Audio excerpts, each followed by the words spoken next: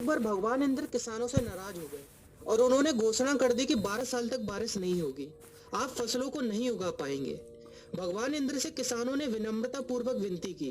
किसानों की विनती को देखते हुए इंद्र ने बड़ी चालाकी से बारिश न होने का सारा श्रेय भगवान शिव के ऊपर डाल दिया और कहा कि बारिश तभी संभव है जब भगवान शिव अपना डमरू बजाएंगे। लेकिन इंद्रदेव भगवान शिव के साथ पहले ही गुप्त रूप से चर्चा कर चुके थे और उनसे किसानों के साथ सहमत नहीं होने के लिए भी अनुरोध कर चुके थे। जब किसान भगवान शिव के पास बारिश के लिए विनती करने के लिए गए तो उन्होंने भी कह दिया कि बारिश तभी होगी जब मैं 12 साल बाद अपना डमरू बजाऊंगा। निराश होकर वापस लौटते किसानों ने 12 साल तक इंतजार करने का फैसला किया। लेकिन उनमें से एक किसान वापस लौटकर नियमित रूप से अपना काम कर रहा था, खेती कर रहा था, यहाँ तक कि बीज भी बो रहा था। अन्य किसानों ने यह देखकर उस किसान का मजाक उड़ाना चालू कर दिया।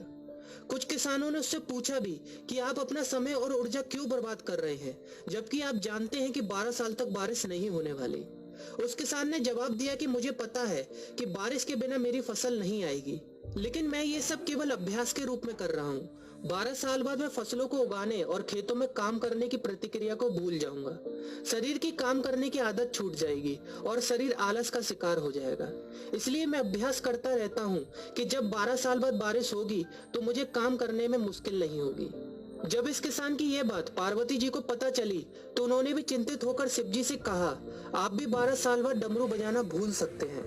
यह सुनकर भगवान शिव भी चिंतित हो गए, इसलिए कहीं वो डमरू बजाना भूल तो नहीं गए, इसकी जांच करने की सोची और अपना डमरू उठाकर बजाने की कोशिश करने लगे। कोशिश करते हुए जैसे ही डमरू से आवाज आई वैसी बारिश होने लगी और जो किसान नियमित रूप से अपना काम कर रहा था उस किसान का खेत फसलों से हरा भरा हो गया।